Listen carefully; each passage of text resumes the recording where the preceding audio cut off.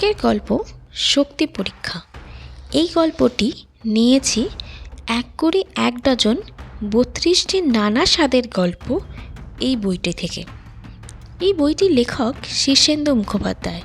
আমরা প্রত্যেকেই জানি কত বিখ্যাত এই লেখক শীর্ষেন্দু মুখোপাধ্যায়।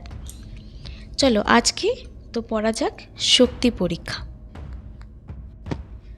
রামরিক পালোয়ান রাজবাড়ি চলেছে। সেখানে আজ বিরাট শক্তি পরীক্ষা। নানা দেশ থেকে বহু পালোয়ান জড়ো হবে। তারপর কার কত শক্তি তার পরীক্ষা দিতে হবে। কুস্তি টুস্তি নয়, শুধু যে যতটা পারে নিজের শক্তি দেখাবে, তা যেভাবে পারে। রামরিক ভেবেচিন্তে একটা ৫ মণ ওজনের লোহার গদা নিয়ে এসেছে। এইটি সে বাই বাই করে ঘুরিয়ে সবাইকে তাক লাগিয়ে দেবে। গদাটা একটা গরুর গাড়িতে করে পেছনে পেছনে আসছে।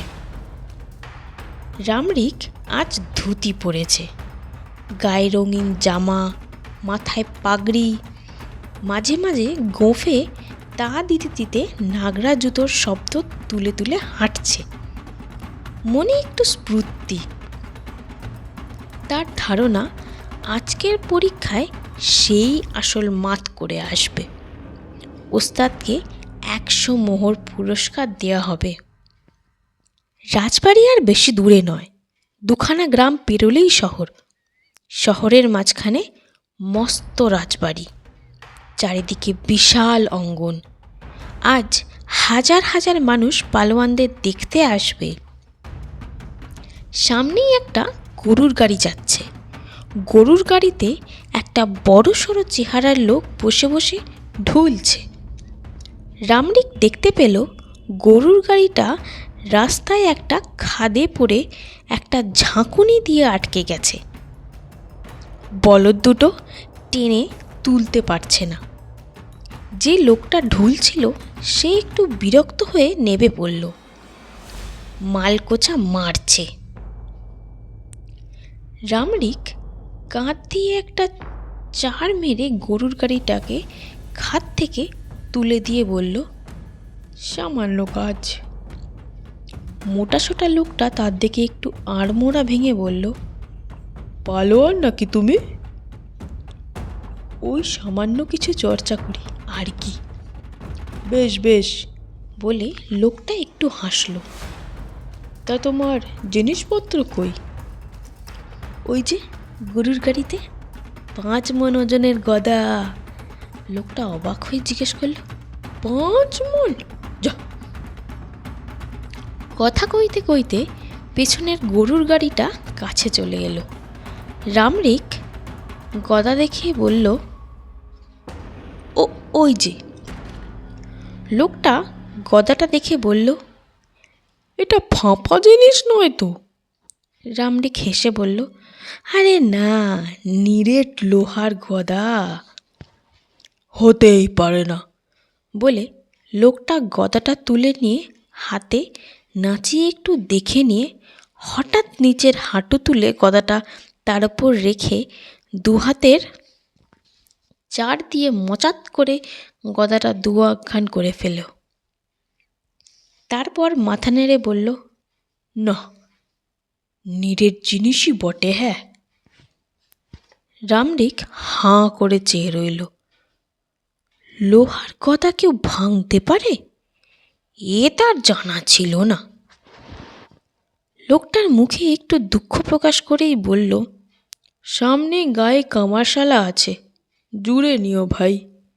অসাবধানে তোমার খেলনাটাকে ভেঙে ফেলেছি। বলে লোকটা চলে গেল। রামরিক গদাটা কামারশালায় জুড়ে নিয়ে গিয়ে গায়ে ঢুকল। একটু চিন্তিত, মনে আর তত ফুর্তি নেই। কামার ভীষণ ব্যস্ত। বলল, আমার যে গত জোড়া দেওয়ার সময় নেই। রামরিক করুণ গলায় বলল, ভাই, আমি যে রাজবাড়ির শক্তি পরীক্ষায় যাচ্ছি, সময় নেই, একটু করে দাও ভাই। কামার খুবই বিরক্ত হয়ে বলল, কোথায় তোমার গদা?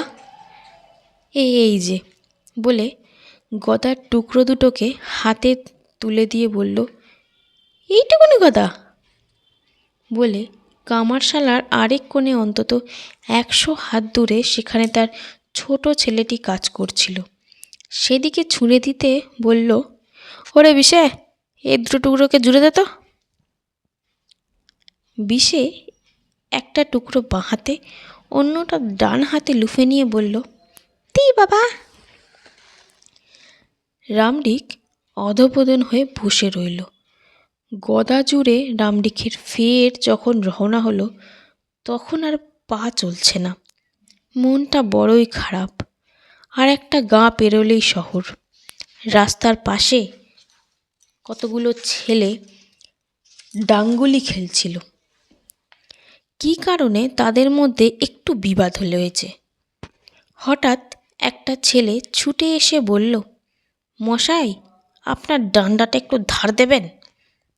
আমার এই পাটিটা খেলেই দিয়ে দেবো। আমাদের ডান্ডাটা ভেঙে গেল কি না এই মাত্র। বলে ছেলেটা গদাটা গরুর গাড়ির ওপর থেকে তুলেই নিয়ে ছুট। রামডিক দাঁড়িয়ে দেখতে লাগলো। ছেলেটা তার গদা দিয়ে গুটি তুলল, তারপর সেই গুটি 70 হাত দূরে পাঠালো। গদা দিয়ে 1 হাতের দূরত্ব মাপল, তারপর দৌড়ে এসে সেই গরুর গাড়িতে গদাটা রেখে ছুটে চলে গেল। রামডিক আর এগোলো না। গরুর গাড়ির মুখ ঘুরিয়ে যেখান থেকে এসেছিল সেখানেই ফেরত যেতে লাগলো। নমস্কার, আজকের গল্প এইটুকুনি। এতক্ষণ ধরে আপনি শুনছিলেন শক্তি পরীক্ষা। লেখক শীর্ষেন্দু মুখোপাধ্যায়, কণ্ঠে শম্পা ঘোষ।